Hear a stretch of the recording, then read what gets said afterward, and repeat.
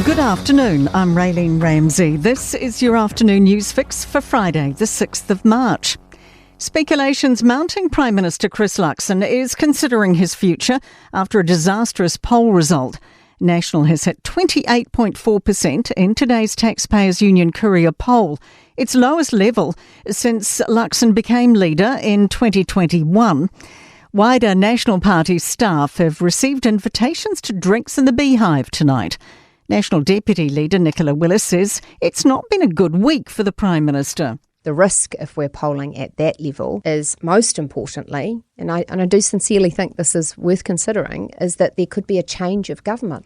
Sky City is facing a class action lawsuit targeting $64.5 million worth of online gambling revenue. Business Desk reports the proceedings apply to Sky City Auckland Holdings and Silver Eye Entertainment. That's the Malta-based platform that has led operations since 2020.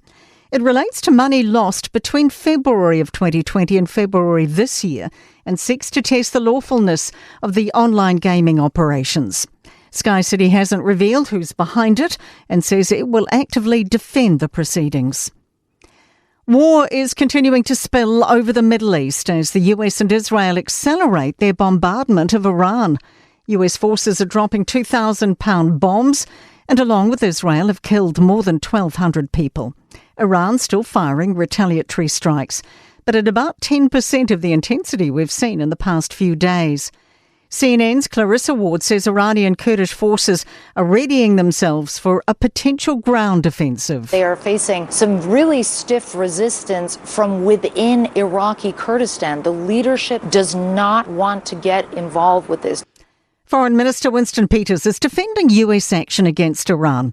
President Donald Trump has faced criticism from our opposition parties and others like former Prime Minister Helen Clark. Peters says the Iranian regime carried out decades of oppression and terrorism support. And they've got away with it because everybody says, well, we've got to uphold the rule of law. Consequence of that, of course, is that one day someone has to enforce the rule of law for it to be meaningful and progressive. Wellington's Deputy Mayor believes a new savings package shows how serious the council is about change. It's revealed a proposed multi-million-dollar savings package, which includes 50 cost-cutting and revenue-raising recommendations. If voted through, it would bring rates increases down 2% to a 7.4% rise in the 2026-27 year. Deputy Mayor Ben McNulty says residents have been wanting to see what change looks like. They wanted to see a council that's competent and on top of the finances, and I hope this is the first sense that Wellingtonians can see that we're really committed to doing that and restoring and building that trust and faith with the wider public. To sport, in the Formula One season's revving into life in Melbourne as the Ferraris and Red Bulls set the early pace at the Australian Grand Prix. Local golfer Nick Voke is right in the mix heading into moving day at the Japan Australasia Championship in Auckland after a blemish-free 6-under par second round.